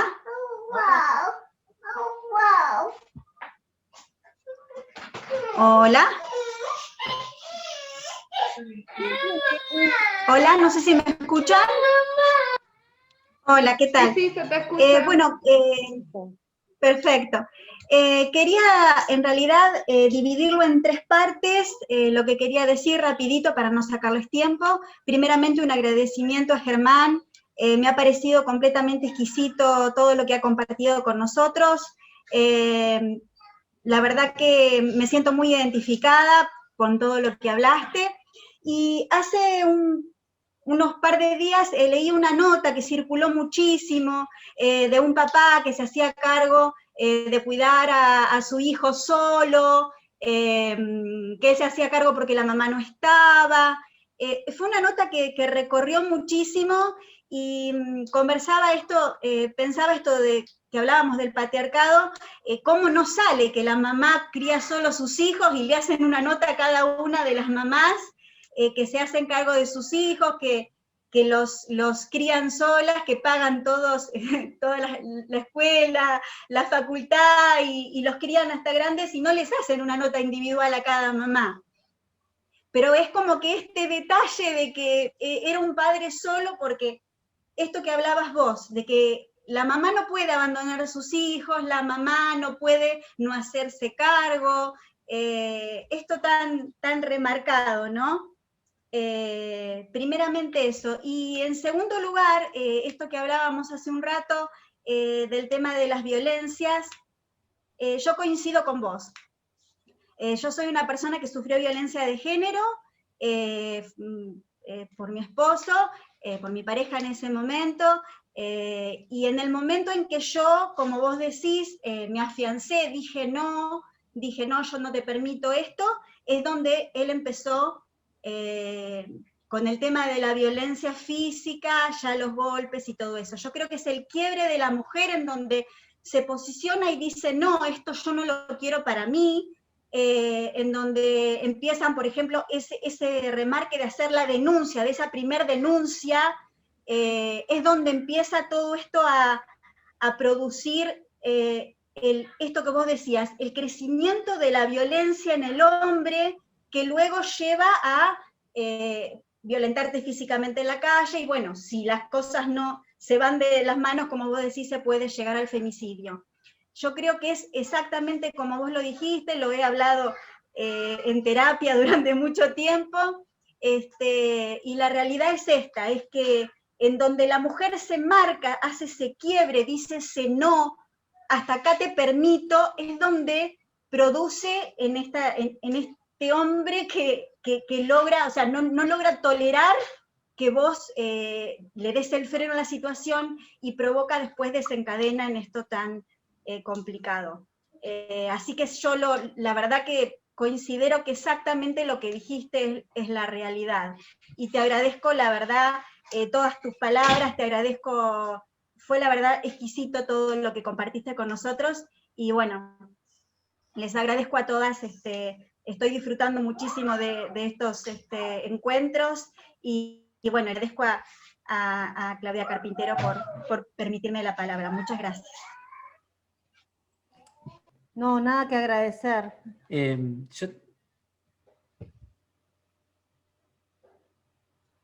Bueno, gracias, Diana, por tu aporte. Digo, yo nada más quería conectar eso con algo claro, que es súper interesante. La nota la vi en realidad la indignación de un montón de compañeras, no vi la nota original, y tiene que ver con eso, con lo que por ahí contábamos al principio, que no sé si quedó clara la idea de incluso cuando los varones en el marco patriarcal renuncian a ciertos privilegios, como por ejemplo esto, el tipo está haciendo básicamente lo que tendría que hacer una persona adulta con un niño, digamos, básicamente, que es cuidarlo, en tanto y en cuanto a todos los niños hay que cuidarlos, como nos pasan a los cachorros humanos, como dice la psicología. Entonces el tipo está haciendo básicamente lo que tiene que hacer, y digo, bueno, se enlantece. Entonces ahí también opera algo que es una trampa muy compleja, que justamente se construye socialmente.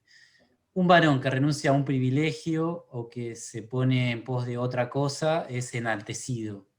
Entonces es como, nunca hay un dejar de ganar a veces, pareciera. Tiene que ver con esa idea, ¿no? O gano un privilegio, o hasta cuando lo renuncio gano en mi hombría, en la concepción que la gente tiene de mí. Es un problema eso. Y digo, también hay que ver qué medios construyen qué noticia y de dónde la construyen, ¿no? Porque también te escuchaba hablar de la noticia y me acuerdo de aquel debate que se armó hace algunos años con él, viajaban solas. ¿Se acuerdan cuando dos turistas, si no me equivoco, ecuatorianas, fallecieron? Francesa. Bueno, de un país extranjero, francesas, claro. Fueron víctimas de femicidio, no me acuerdo en qué lugar, en qué lugar turístico, y lo que se recuperó es esta idea de, bueno, viajaban solas. Entonces digo, pensaba, ahí también hay una construcción de la noticia que hay que correrse a veces y hay que leer 2 veces porque es un problema. No estaban solas, se tenían mutuamente, no tiene que ver, ese no era el problema. Y bueno, acá no hay algo bueno, alguien que cuida es como la tarea mínima humana que nos toca. Nos tienen que cuidar, si no, no podemos. Así que sí. Me hiciste acordar, solamente compartir eso nada más. Germán, acá Muchas gracias. te agradecen la charla, muy buena la clase. Bueno, pero acá había leído, soy malísima yo. Me dice Marita que por favor den el presente por el chat. Germán, ¿tendrás publicaciones sobre el tema para compartir, paper, divulgación, etcétera? Y por acá, bueno, dicen los funcionarios públicos deben tener perspectiva de género, no es opcional, eso lo dice Ceci. Silvia Valdés dice, estoy de acuerdo con Eve, por suerte pudimos conseguir este espacio como el ministerio, que no me parece que se incluya un área de masculinidades, creo que eso se tiene que trabajar en otro espacio. Como se puede ver en YouTube, dice Claribel, si la masculinidad la sostienen los propios varones, ¿qué rol cumplen las mujeres que las habilitan? La promueven desde una aceptación y el no hacer nada. ¿No considerás que las mujeres debemos abrir un poco más la lente y además de mirar al varón, revisarnos? En tono de pregunta, lo dice Mónica.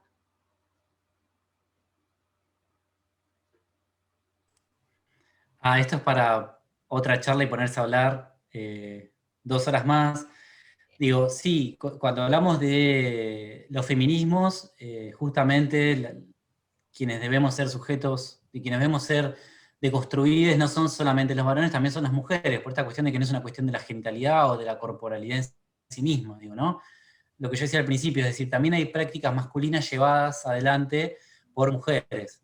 También hay mujeres violentas, también hay, digo, solamente que en el amplio campo de género, digo, bueno, a nosotros, y desde mi lugar de varón cis, lo que me interpela básicamente a poder pensar es desde este lugar, es decir, a mí no me genera necesidad de decirle a las compañeras qué es lo que deben hacer, sino que lo que me genera necesidad y pasión es poder decirle a mis propios compañeros cómo deberíamos poder hacer. Entonces, digo, en ese recorte es que yo, digo, hablo y enuncio estas ideas, pero sí considero que las mujeres deben abrir un poco más la lente, porque no todas las mujeres son feministas, porque no todas las mujeres han deconstruido el patriarcado tal cual, y porque en definitiva todas las personas somos las que reproducimos el patriarcado. Solamente que digo, bueno, en esto hay quienes llevan la peor parte y que justamente son las mujeres. A veces hay un problema porque, digo, es decir, en todo caso será que las mujeres esta tarea ya la iniciaron. Esto es muy loco, digo, pero los estudios en género inician con la modernidad. Digo, acá me pongo en historiador, perdón, se me sale el nerd de encima, pero es muy loco, digo, yo no sé si esto se sabe digo, si lo saben, digo, pero vieron la Revolución Francesa, se hizo la Declaración de los Derechos del Hombre y del Ciudadano, 1789. Y ahí nomás hubo una mujer francesa que dijo, no, bueno, pero también redactó la Declaración de la Mujer y la Ciudadana, porque ya ahí mismo vio, en ese mismo surgimiento de la vida moderna, del mundo como lo conocemos ahora, ya ahí mismo vio que había un androcentrismo en eso. Es decir, en esa declaración del hombre y del ciudadano no estaban las mujeres, y le cortaron la cabeza. Olympe de Gouges es una de las primeras feministas que hay. Entonces, lo que digo es, bueno, en eso me parece que quienes tenemos que empezar a hacer algo somos los varones, además. Y que las mujeres vienen haciendo mucho desde hace muchos años. Desde Olympe de Gouges para acá, ya hay grupos de mujeres que se colectivizan para poder resolver las opresiones, para tener una mejor vida, en definitiva eso. Entonces, desde ese lugar, yo soy muy respetuoso con esto de seguir pidiéndole cosas a las mujeres. Porque, digo, también es un eufemismo que cae en un vacío, ¿no? Ay, Gordi, no me dijiste que tenía que lavar los platos. Ay, que hay que cambiarle el bebé, Digo, y es como quitarle, se llama agencia, es como que los varones de pronto no tenemos la posibilidad de darnos cuenta de nada, somos unos tontos, entre comillas, y nos tienen que andar diciendo todo, y encima las mujeres nos tienen que estar diciendo todo. Y ahí veo un problema, porque nos ubica en un lugar de vuelta invisible. Desde ese lugar es que yo sostengo que, digo, es esto, yo enuncio que los varones tienen que empezar a activar cosas. Que ya hay algunas experiencias, como hablábamos la semana pasada, esta idea de, bueno, ya hay encuentros de varones antipatriarcales, ya hay, digo, experiencias, digo, bueno, será cuestión de que eso darle tiempo, de sostenerlo, de que crezca, pero bueno, en definitiva, acuerdo totalmente con Mónica. Sí, sí. Bueno, yo te voy a hacer una pregunta, Germán. Pensaba respecto de nosotros hablamos de varones, de construcción, de despatriarcalizar, de deconstruir, y hablamos de varones patriarcales como si el concepto fuera unívoco, como si ahí nombráramos a todos los varones, ¿no? Y que hay, porque nosotras cuando hablamos de la cuestión de las mujeres y las problemáticas que nos atraviesan,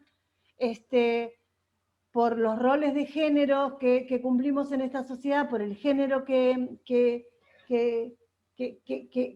portamos en el cuerpo, siempre lo cruzamos por un montón de interseccionalidades, porque ser mujer no es lo mismo para todas, no es la misma experiencia. Las mujeres primero somos una a una, pero después si nos queremos agrupar, nos agrupamos por distintos estamentos o distintas variables que son importantes para nuestras vidas y que hacen a nuestras identidades y a nuestras experiencias.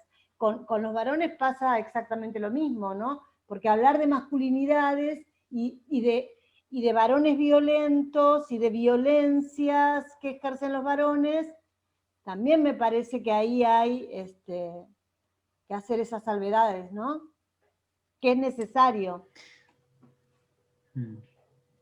Sí, está bueno que lo traigas, en el sentido, claro, justamente son masculinidades en plural porque existen diferentes experiencias que tienen que ver con eso. Digo, no es lo mismo un varón caucásico de piel blanca, de clase media, en una ciudad urbana, en Capital Federal. No es lo mismo un varón migrante de piel oscura que viva en un pueblo. ¿No? Ahí empieza a haber un montón de interseccionalidades, decís vos, que dan producto a otra cosa.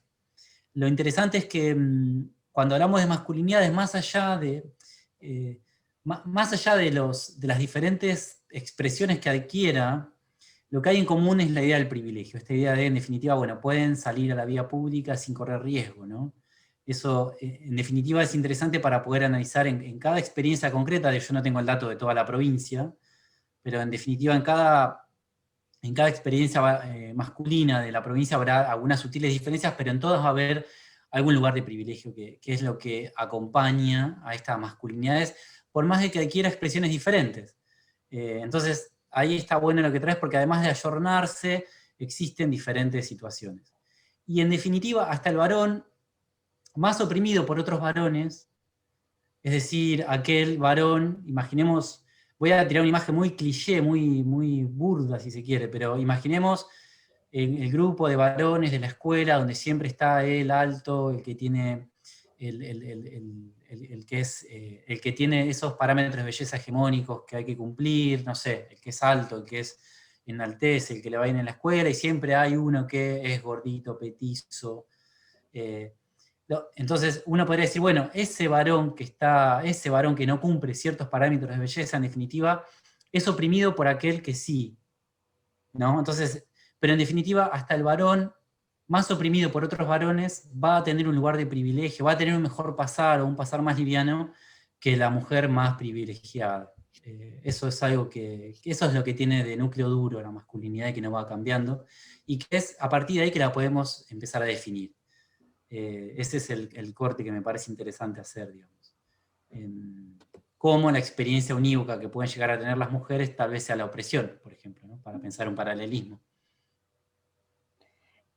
Bueno, si no hay quien haga otra pregunta, yo tengo otra. Si me dejan, me atrevo a hacerla, y si no, le doy la palabra a otra. Bueno, yo te pregunto, entonces, mientras las demás compañeras y compañeros piensan, pensaba en esto que dice Irene Meller, que tiene un libro que se llama Varones, y ella ahí dice que la construcción de la identidad masculina tiene una característica que es la artificialidad de esa construcción. Y la artificialidad la enmarca en esto de que es una identidad que se construye tardíamente, porque, y ella lo lleva a esto, a las primeras instancias de cuidado, como las mujeres vamos construyendo la identidad al lado de nuestra adulta cuidadora, porque los adultos cuidadores generalmente son mujeres, y cómo estos varones, estos niños van construyendo esa identidad al lado de la madre, y en un momento entra la ley del padre, hay una separación y empieza a construir esa identidad masculina. Y ahora bien, esa artificialidad de la que habla Irene, es lo que le da precariedad también a esa misma identidad, ¿no? Y siempre pienso, ¿no? Como para discutirlo, esa cosa de la demostración de la masculinidad tiene que ver con una masculinidad que como que se reasigna y se redefine permanentemente, ¿no? Como que nunca alcanza a ser de una vez y para siempre. Siempre está en cuestión.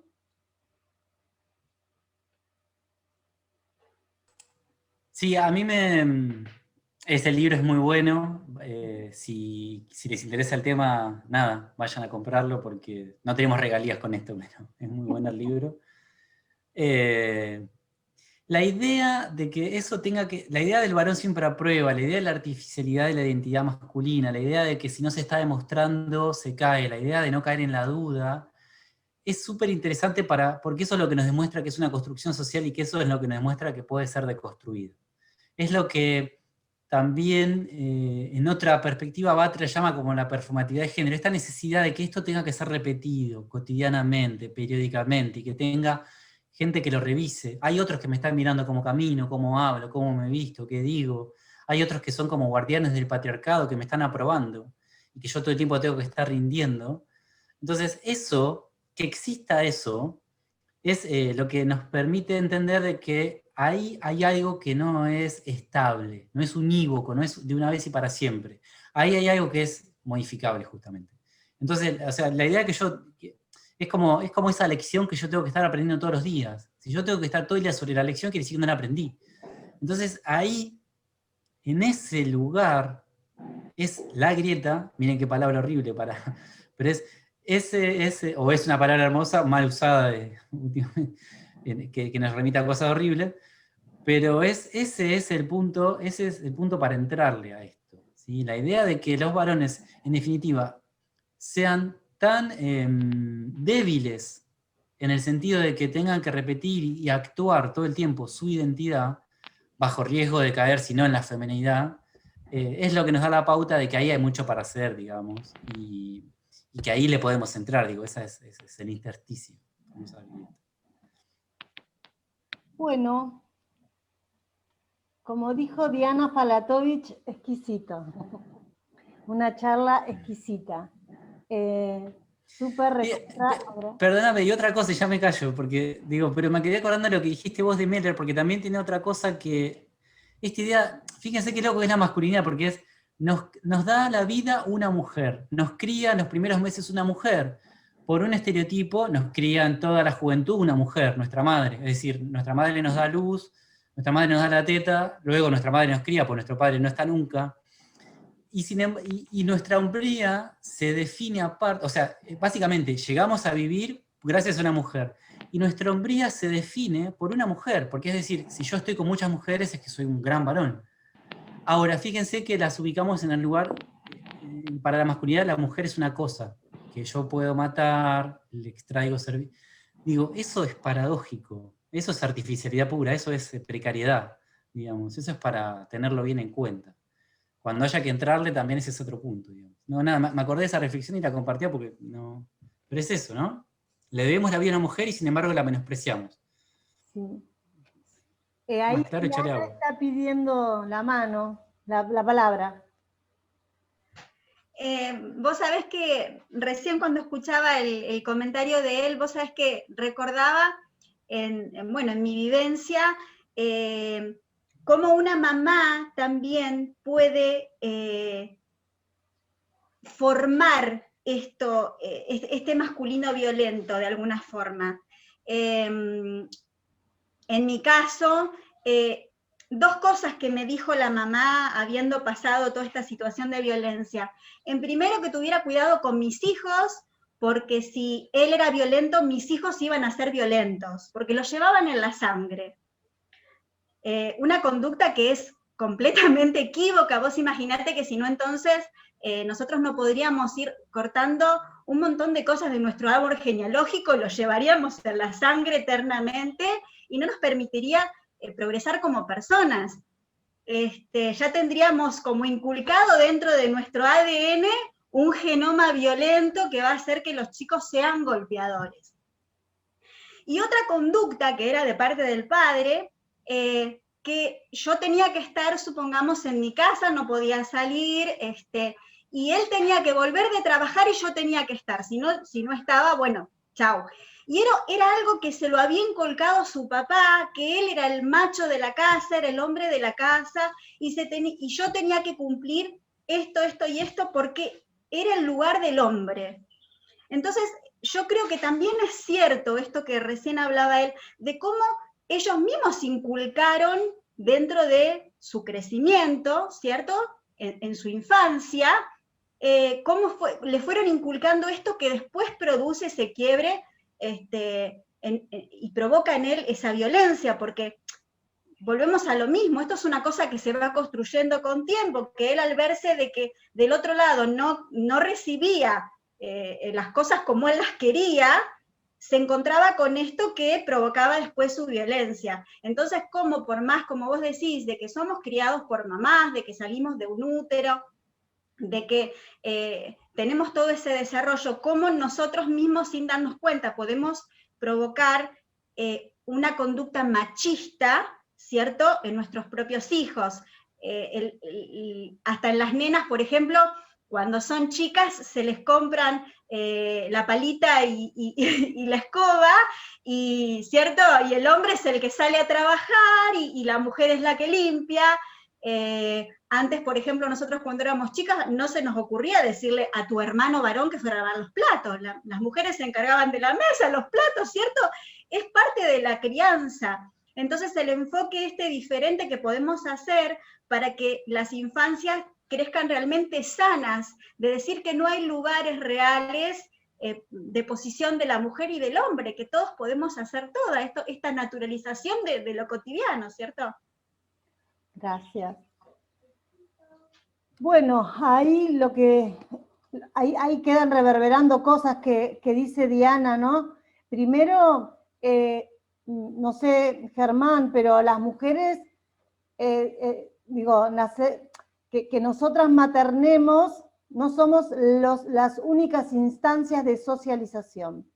Entonces, si no, sería cargarnos las tintas y responsabilizarnos por cuestiones que escapan a nosotras. Y por otro lado, esta cosa de pensamiento binario que tenemos, ¿no? Bueno, malo, sano, insano, naturaleza, cultura, que también se ve, nosotros estamos acostumbrados y acostumbradas a pensar binariamente. Y el binarismo lo llevamos a todos los lugares, y si no logramos despojarnos de ese pensamiento binario, va a ser difícil, para mí, ¿no? Digo, es una reflexión, es muy difícil pensar entonces otras masculinidades, otras feminidades, otras identidades, ¿no? Incluirlas en el entramado social, si no rompemos con el binarismo, pero con el propio, Digo, la perspectiva de género tiene eso, que primero nos permite ver en nosotros el cumplimiento de esas formas de pensar, luego verla en las instituciones por donde transitamos, y en un tercer momento proponernos políticas, micropolíticas para cambiar eso. Pero me parece muy importante cuestionarnos el binarismo del pensamiento y de la construcción de verdad, ¿no?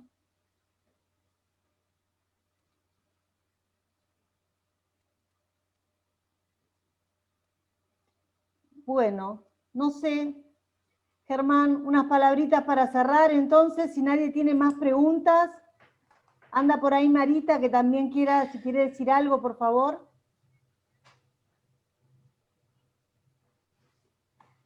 Estoy por acá, escuchando, encantada, todo el hermoso taller que nos diste, muy lindo todo, estamos muy conformes. Lo que les vuelvo a repetir, porque soy la molesta de las inasistencias, por favor que nadie deje de dar su presente en el chat, porque si no después no van a tener los certificados. O sea que esto es para que nosotros sepamos quiénes son los que tomaron todo el recorrido de las charlas para poder hacer el certificado de ONU Mujeres. Así que es para el bien de ustedes, chicas. Anótense todos los presentes ahí. Y bueno, muchas gracias, Germán, por todo y por tu buena predisposición, y muy interesante. Claudia, fantástica como siempre, conduciendo ahí. La conductora. El encuentro. La conductora, tal cual. Muchas gracias a todas y a todos.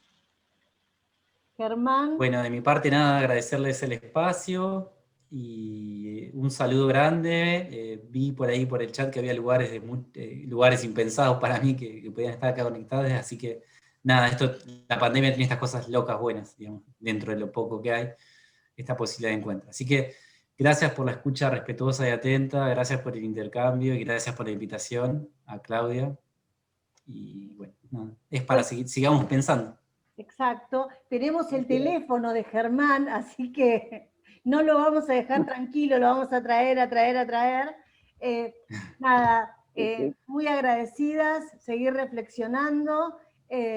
Para nosotras que vengan compañeros y compañeras que piensan en estas cuestiones desde un pensamiento, desde una reflexión más de orden científico y traerla acá a discutir con nosotras es muy importante porque acá se construye conocimiento también, ¿no? Entre lo que vos traes de la universidad y nosotras del territorio, y es muy importante para nosotras porque esta red tiene un compromiso muy fuerte con la equidad, muy fuerte con otra divisa, como decía el poeta, labramos otra divisa, y bueno, ya ves, estamos acá casi 60 personas a las 9 de la noche con muchas ganas de seguir construyendo futuro. Te agradecemos mucho y como le dije el otro día a Néstor, te abrazaríamos, nada, infinitas gracias, y hay compañeras, como vos decís, de todos lados, de toda la provincia y de otras provincias y de Cava. Bueno, nada, es una red muy grande y la virtualidad nos permitió a nosotras y a nosotres construir otros entramados para seguir construyendo pensamiento, para cambiar la realidad. Gracias, Germán. Muchas gracias. Muchas gracias. Gracias. Muy buena charla. Gracias. Un abrazo. Bueno, compañeros, yo me voy última.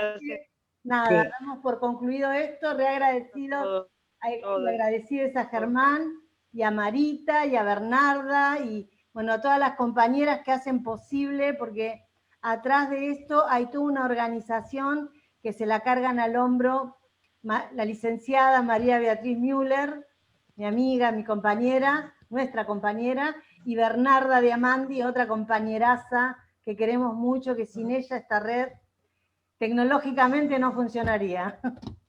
Gracias, Bernie. Gracias, Marita. Gracias, Germán, un placer. Gracias. Muchas gracias. Gracias a todos. Nos vemos pronto. Chao, nos vemos. Gracias a todos, a todas. Nos vemos, Luciana. Muy bueno. Gracias a todos. Y nuestra abogada preferida, la abogada feminista. A todos, a todas y a todes. Saludos. Olga. Ahí anda Adriana, mi compañera de DIEGEP. Ahí anda María Fernández. Miriam Cruceño. Bueno, nos vemos pronto, compañeras. Marisa Peralta. Yolanda. Araceli, ¿cómo estás, Araceli? Gracias. Hola, Clau. Gracias a todos, a todas. Abrazos enormes. Nos vemos en la próxima. Nos vemos en la próxima. Bea. Ceci.